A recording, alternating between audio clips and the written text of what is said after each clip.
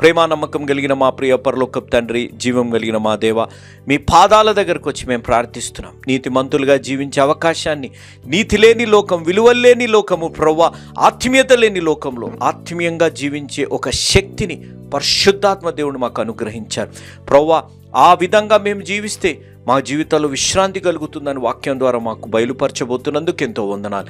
కాబట్టి ప్రభా, ఈ గొప్ప సత్యాన్ని ఈ కుటుంబం, మా ప్రియులు, మా ఆప్తులు మిస్టర్ అండ్ మిస్సెస్ రాజశేఖర్ గారు, శాంతి గారు, వారు కర్ణాటక స్టేట్ వాస్తవ్యులు, వారి బిడ్డలు కీర్తన, అభిషేక్త గారి కొరకే మేము ప్రార్థిస్తున్నాం.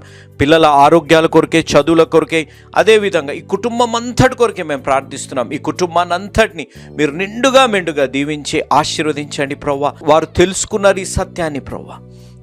ఈ లోకం మంచిది కాదు, ఈ లోకంలో విలువలు లేవు, నైతికత లేదు, ఆత్మీయత లేదు. కానీ ఆత్మీయంగా జీవించే శక్తిని అనుగ్రహించిన దేవుడు ఉన్నారు అనే సత్యం వీరు తెలుసుకొని సర్వలోకాన్ని తెలుసుకోవాలని వారు వెళ్ళలేకపోయినా వెళ్ళేలాంటి యేసును చలపరచనని ప్రోత్సహించిన విధానాన్ని బట్టి మీకు స్తుతులు, స్తోత్రాలు. ఈ కుటుంబాన్ని నిండుగా మెండుగా దీవించండి. ఈ కుటుంబానికి ఈరోజు వాక్యం వింటున్న బిడ్డలకి, వాక్యం విని రక్షణ తీర్మానం తీసుకోబోతున్న బిడ్డలకి మీ ద్వారా ప్రేరేపింపబడిస్తున్న వాగ్దానం, ఆజ్ఞ, సూక్తి తండ్రి, నీవు సింహములను, నాగపాములను త్రొక్కెదవు, కొదమ సింహములను, భుజంగములను అనగద్రొక్కెదవు. కీర్తనల గ్రంథం 91వ అధ్యాయం 13వ చరణం.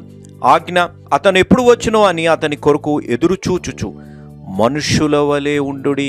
లూకాసు వార్త 12వ అధ్యాయం 36వ వచనం. సూక్తి, బైబిల్ మనకు జ్ఞానము కోసం ఇవ్వబడలేదు, మన జీవితం మార్పు కోసం ఇవ్వబడింది. The Bible was not given for hour information but for hour transformation.